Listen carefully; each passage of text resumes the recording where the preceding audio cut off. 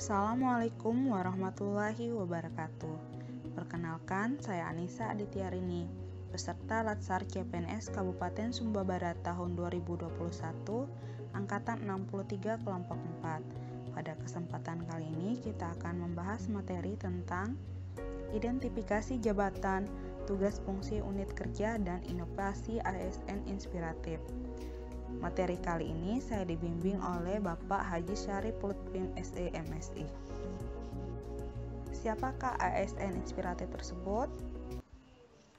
Ya, beliau adalah Bapak Dudi Iskandar AMDIM SOS MSI. Selanjutnya, kita akan membahas identifikasi jabatan dari Bapak Dudi Iskandar. Pada tahun 2006 sampai dengan 2010, beliau menjabat sebagai Kepala Urusan Ketarunaan Akademi Imigrasi BPSDM. Pada tahun 2010 sampai dengan 2011, beliau menjabat sebagai Kasih Status Kim Kanim Soekarno-Hatta. Pada tahun 2011 hingga 2013, beliau menjabat sebagai Kasubag TU Pimpinan dan Protokoler Ditjen Imigrasi. Pada tahun 2013 sampai dengan 2014, beliau menjadi Kabid Darinsuk Kanim kelas 1 khusus Soekarno-Hatta. Pada tahun 2014 hingga 2016, beliau menjabat sebagai Kepala Kantor Imigrasi kelas 2 Depok. Pada tahun 2016 hingga 2017, beliau menjabat sebagai Kasubdit Penyelidikan Keimigrasian. Pada tahun 2017 hingga 2018, beliau menjabat sebagai Kepala Kantor Imigrasi kelas 1 Mataram. Pada tahun 2018 hingga 2021, beliau menjabat sebagai Atase Imigrasi KBRI Berlin. Dan jabatan terakhir beliau sampai dengan September 2021 yakni sebagai Kepala Divisi Keimigrasian Kanwil Kemenkumham Bengkulu. Beliau wafat pada tanggal 19 September 2021 lalu. Selanjutnya, kita akan membahas tugas dan fungsi di mana tempat beliau pernah menjabat sebelumnya. Yang pertama, di Kemenkumham. Tugas kantor wilayah Kemenkumham yakni melaksanakan tugas dan fungsi Kementerian Hukum dan Hak Asasi Manusia dalam wilayah provinsi berdasarkan kebijakan Menteri Hukum dan Hak Asasi Manusia dan ketentuan peraturan perundang-undangan yang berlaku. Sedangkan fungsi dari Kemenkumham yakni 1.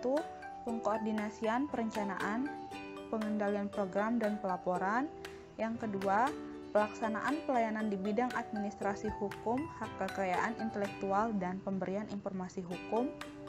Yang ketiga, pelaksanaan fasilitasi perencanaan produk hukum daerah, pengembangan budaya hukum dan penyuluhan hukum, serta konsultasi dan bantuan hukum.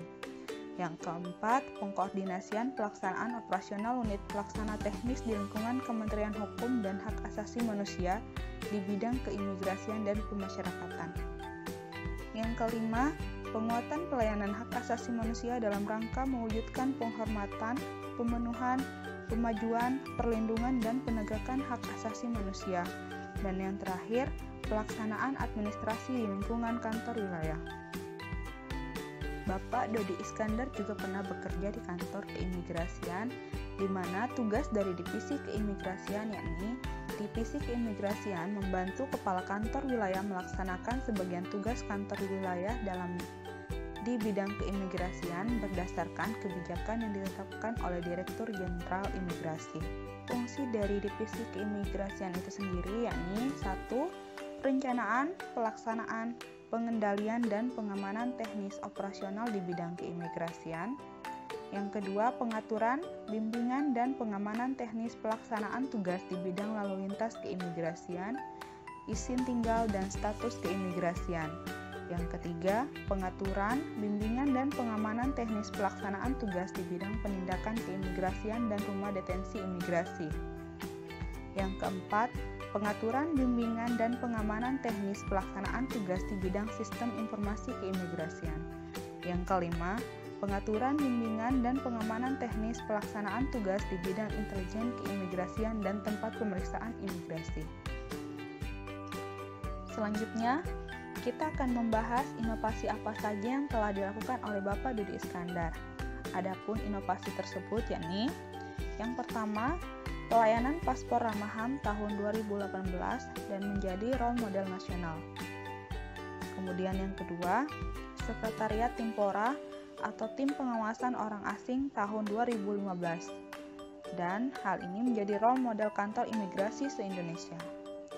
Yang ketiga, menjadi inisiator logo toko kartun imigrasi Mido Midi pada tahun 2015.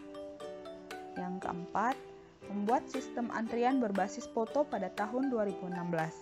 Yang kelima, penggagas pembentukan media center kantor imigrasi pada tahun 2016. Dan yang terakhir, layanan paspor mandiri tahun 2018. Demikian pemaparan dari inovasi yang pernah dilakukan oleh Bapak Dudi Iskandar. Terima kasih. Wassalamualaikum warahmatullahi wabarakatuh.